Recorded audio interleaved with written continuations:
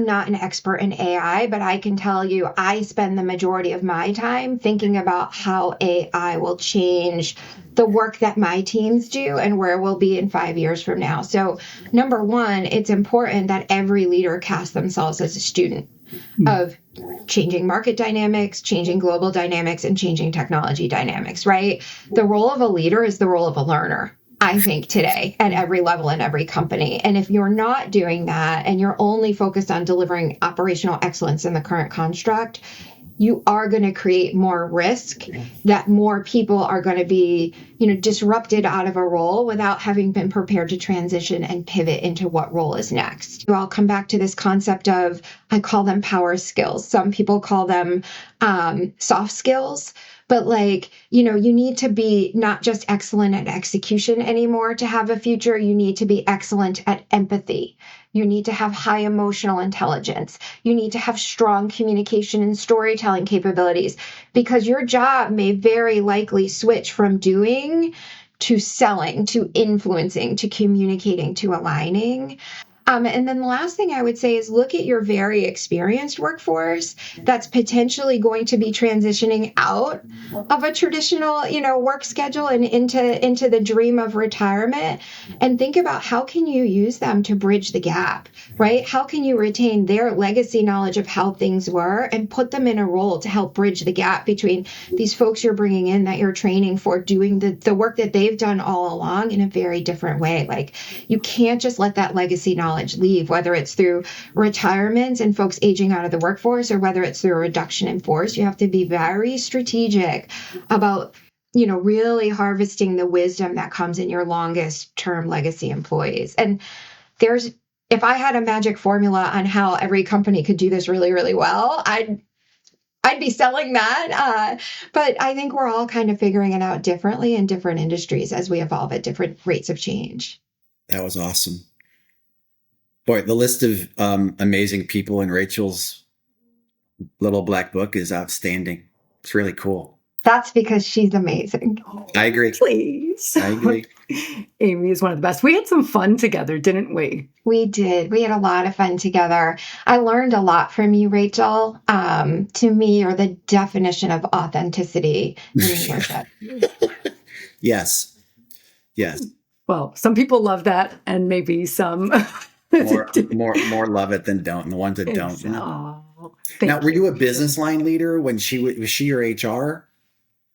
So I was leading our diversity office and Rachel was leading our diversity recruiting strategy. So I would say we were completely codependent on each other for success. Right. Okay. And it was a moment in time, right? That work is tricky work and it's very different work based on the time that you're doing it in. We had a sweet spot of time where we were two of the right people coming together where we could really be creative. And I don't know, Rachel, I'd love your take on this, but I think what made us super effective was we were 100% grounded in the business strategy. How does the company make money? Who are the clientele they serve? What are the operating costs? And then how do we help optimize, the magic of a diverse workforce to drive all of those business outcomes? Yeah, I couldn't agree more. We were doing it because it was the right thing to do, but that was the underlying foundational aspect. So it was why, what motivated us and what got us up in the morning, but that wasn't what we sold it as, right? We sold the programs and the possibilities and the initiatives as this is good for our business. This is the natural next step. If we don't do this, we will fall back. And a lot of it was tied to the speed of innovation, Amy. I remember that first messaging session that we did, where we recrafted the entire communications platform about diversity, equity, and inclusion to, if we don't, we will not be able to keep up with the ever-changing dynamics of our customer demographics, of our talent pools, and of our business needs. So the way that I think about this and the way that I have this conversation is, it's really not a simple economic formula anymore. It's really about the fact that every organism, right? And companies are living, breathing organisms. They're in a constant state of dynamic transformation. And they're impacted by all kinds of forces, both external forces and intrinsic forces. AI is the big one, right, that everyone's pointing to right now. AI is transforming not just the way we work, but the way we live, the way we think, the way we learn. And so layoffs are less about the bottom line on a balance sheet, and they're more about the need for constant dynamic adjustment to keep an organism healthy and optimized, and to keep it optimized really for the future and where things are going.